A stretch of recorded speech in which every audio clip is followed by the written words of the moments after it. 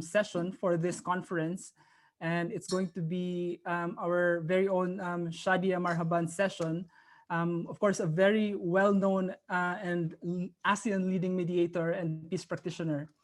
And so for those, a little bit of background, and I think just a brief introduction about Shadia. For those who have been studying the peace process in Aceh, she is very well known for her role as a member of the negotiating team of the Free Aceh movement, or the GAM, in negotiating with the Indonesian government, which led to the signing of the Helsinki Agreement in 2005. Many of us in the Bangsamoro consider her as our adopted sister because of her many years of accompaniment to the Bangsamoro peace process. Actually, Shadia has been tirelessly, more than that, Shadia has been tirelessly working as a global advocate for inclusive and broader participation in the peace processes in the region. And I think it's a vital step and an approach actually for effective and sustainable peace. Her mediation work has always been focused on the political transition of the liberation movements with respect to their identity, religion, dignity, and exploring models that can be acceptable to both sides. One thing that I learned about her as we are having a conversation in preparation to this session is actually she draws wisdom in Sufi philosophy. And she's also a firm believer on the power of listening and understanding the pain and suffering of those living in conflict environment, which is a fundamental in mediation work. And I think that's a good segue to actually give her the screen for her reflection on the challenges and opportunities for leadership in a polarized world. So Shadia, please, over to you.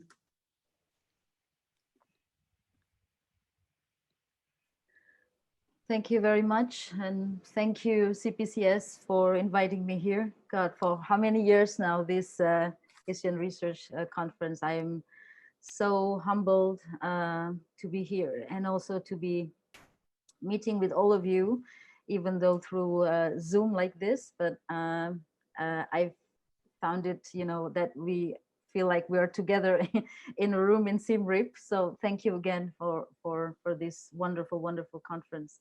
And when you give me this topic about leadership in a polarized world and challenges and opportunities, I'm thinking, where can I draw my experience? And it leads me to a small detailed process that before I didn't think of. And during this lockdown, during the COVID-19, that makes me reflect even more. And I think this COVID-19 has transformed our world from the macro level down to our everyday life, from decision-making being made in high buildings. Now we can do from our home, from our kitchen to our gadgets and internet. While some take refuge in their comfortable homes, like all of us here, many more of the world population cannot survive without living or working outside their home. So this is something made me think that mediation will definitely be different. They are working poor, the immigrants, the migrant workers, and in the continents that we're living in Asia, they are millions. And actually they are our face. They are our faces. But the question now I'm challenging is that, are we really in this together? Are we leaving them alone? Are we listen enough, to this situation? I'm not just talking about poverty, though, according to the Overseas Development Institute, that by November 2020, there will be an additional 250 million people in extreme poverty in 2030 due to COVID and other financing and reduction and job loss and whatever that is happening out there. And it will take 10 years for the economic growth to bring from the extreme poverty numbers back to where they were before in crisis. So definitely we are seeing a very, very big challenge ahead of us. So what can we do as mediators? Should we still talking about the same thing we talked 20 or 15 years ago? Should we still review the things like when Emma said, the United Nations templates, should we still be thinking about those items when we know that the challenges ahead of us will be different? There was a recent interview by Pankaj Mishra. He's an Indian scholar, which I'm a big fan of his book. He talked about democracy needs some agreed upon notion in some sense of solidarity and community, some sense that we are in this together. And that has been missing for a very long time because societies everywhere we can see, not only in the West, have invested too much in very hyper individualist notion, a dangerous idea, pursuit of private interests. Um, of course, capitalism is part of this amount of common goods and so forth. We are witnessing a polarized world, but not in the old sense of West versus East. The developed countries versus the developing countries, global North versus global South. It is now a global geopolitical shift where even the most advanced countries we have been told to aspire for decades are now in social, economic, and political turmoil. So this is something we haven't experienced for 20 or 30 years ago. At the same time, the reemergence of hate politics dividing us, borders are closed, nationalisms strengthened in order to unite the people in fighting virus. We are at risk of closing our hearts and mind. This is the saddest part. At this point, our sense of solidarity, community becoming shrinking, and we only want to feel safe with people who are seemingly similar to us: skin color, faith, political ideology, race, and ethnicity. I won't touch any country by giving this presentation, but just to sort of, for me also to reflect to what kind of mediation we are facing in the next 20 years from now. A polarized world is simultaneously also a multipolar one, a constant fight of multiple forms of hate and crisis right into our home, right before our eyes. This is a democracy in decline. How do we know that? Because it's happening in front of our eyes. But we barely notice that because we are busy saving ourselves, saving the illusion that we can be safe alone in our own separate island. And this makes me think also during the COVID that much of this actually, we lost not only our faith, but also our spirituality. We have seen religions used to exclude others and support racist, misogynist, fascist leaders, terrorism. Religions has become a faith of those who refuse to believe that we are all born equal and bleed the same, blood. I think we need to bring back spirituality into the hearts of our faith, the courage to resist, to fight, and to enlighten our collective responsibility. Why am I talking about collective responsibility? Is because this is why God created us human. Our existence is defined by our humanity. And we try to challenge now the challenges with opportunity.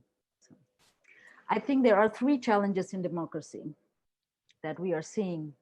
And I think that what makes our mediation more complex, more difficult, but more robust and more interesting. I would say more contracts maybe for mediators in the future is hate, injustice, and exclusion.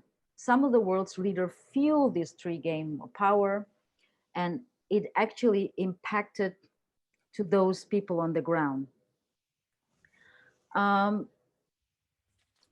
People fought and killed each other for this, for the belief. As long as there is injustice, we must have to courage to resist. We know that capitalism is in crisis, and as the economist Jeffrey Sachs said in his recent article, remind us that the importance of virtue economics, emphasizing moderation, friendship, trustworthiness, and social justice. This is crucial if capitalism wants to be sustainable instead of greed and hyper-individualism. I think this is something that those people need to think. However, I'm not standing here to to speak on the pessimistic view. I want to shed light also on hope and optimism. Being a woman in Southeast Asia, and also being a mediator, where challenges lay on our ground, it holds also opportunity for us to thrive. This is our biggest gift from God, I think. And we need to move from the same, thinking and mindset, hate and greed, to, to, to move forward, to think what we can do best for our humanity. Our humanity can fall into the darkest valley of hate and greed, but it can also emerge above. When we all hit the rock bottom, we have nowhere to go but rise. Within the politics of hate, the opportunity is also the politics of rights. So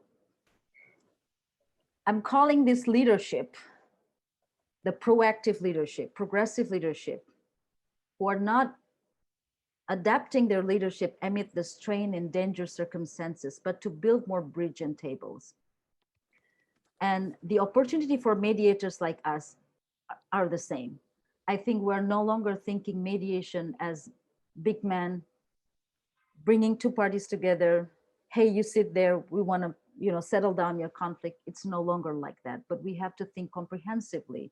We have to think through our heart. We have to keep searching the wisdom in each other, and how could we improve? How could we polish? Think of it like a diamond, and the more you polish, the more brighter it is. And by leaders, I mean not only the head of states or top high-level positions at the international agencies, but those leaders who want to adapt, and in the ability in all of us. We are the leaders in our home, our community, our environment, our local context, and beyond. And I want to make a special pledge also for this conference, that we shape our own world, but we only have one world to save, and that is the planet Earth. And it reminds me of a Sufi guru, a Sufi master, Rumi. He said that doing as others told me, I was blind. Coming when others called me, I was lost. Then I left everyone, myself as well. Then I found everyone, myself as well. So I want to take this journey of reflection, us as mediators, to really think, what, if we mediate, what kind of world we want to see for our future? What generations are we planning to build? What capacity building are suitable for them? Are we going to still using the same words, capacity building? Maybe those people that we teach capacity building have more capacity than us. Maybe those people that we think on the ground, armed groups that I met inside the jungle, probably they have more knowledge and wisdom than we are sitting in high-rise building, So sometimes this is the thing that we have to really, really reflect. And I think mediation in 2020 and beyond is about bringing ourselves together, learning other sufferings, and having more ears. I keep telling my mediation students that you have to have not 2, but 6 ears. So your ability to listen and analyze and to understand what pains, what triggers the pain. And from there, you work on to your process design, and you design how you want to produce the peace agreement. I don't always want to talk about the track 1 process or track 2 or whatever track. I think we are beyond tracks. I think Emma knows we work in very, very rocky ground in Southeast Asia, where we hit any sensitive buttons, where we go governments, military, and all. And we know that it is very, very difficult situation we have in Southeast Asia. But because it is such a limited space, we dance in that little space, and that's beauty. The beauty of the dance. We can learn. We can actually share this knowledge to the rest of the world.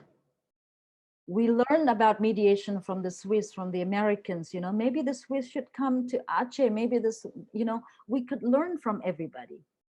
And this is the beauty of the kind of leaders, the collective leadership, and also become more wisdom mediators in the future. So I ended there, and I hope that's can provoke more for questions next. So thank you very much, Z, for inviting me here again. And thank you, Emma. Thank you.